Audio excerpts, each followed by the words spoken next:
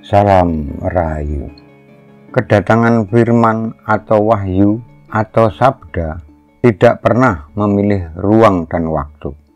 Itu yang terbersit dari apa yang terurai dari salah satu frase cerita dalam bagawan kita.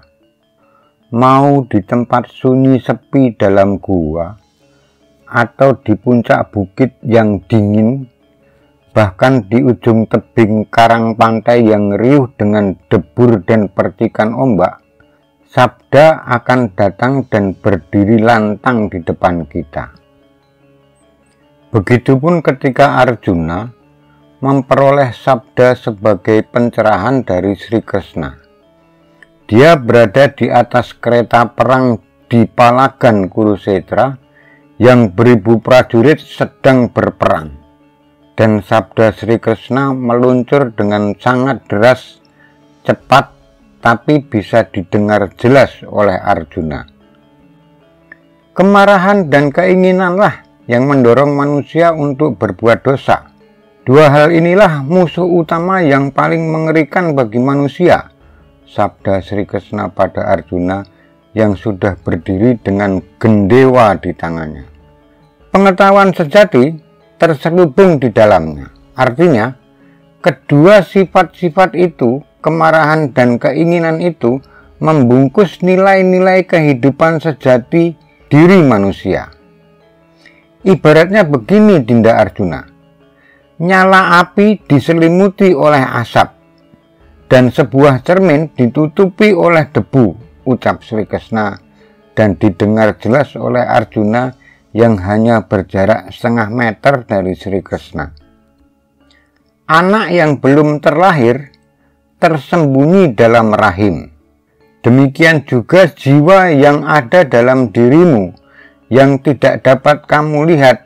Itu semua karena gangguan dua hal yang saya katakan tadi, yaitu keinginan dan kemarahan.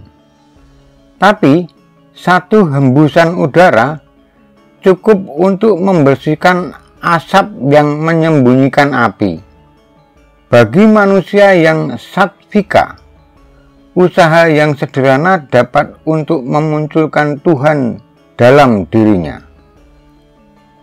Usaha manusia sattvika untuk menemukan Brahman atau Tuhan diibaratkan seperti membersihkan cermin dari debu.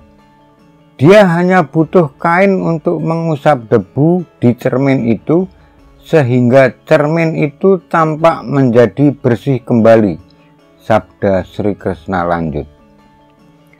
Usaha yang agak berat dibutuhkan oleh manusia rajasika untuk menyadari keberadaan Brahman atau Tuhan. Itu diibaratkan sebagai seorang anak yang harus menunggu beberapa bulan sebelum ia bisa melepaskan diri dari rahim yang menahannya.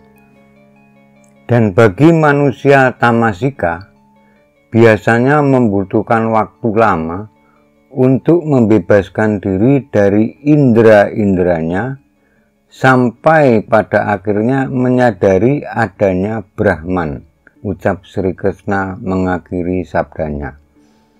Terima kasih telah mendengarkan cerita saya yang rada sedikit berat ini, tapi semoga bermanfaat.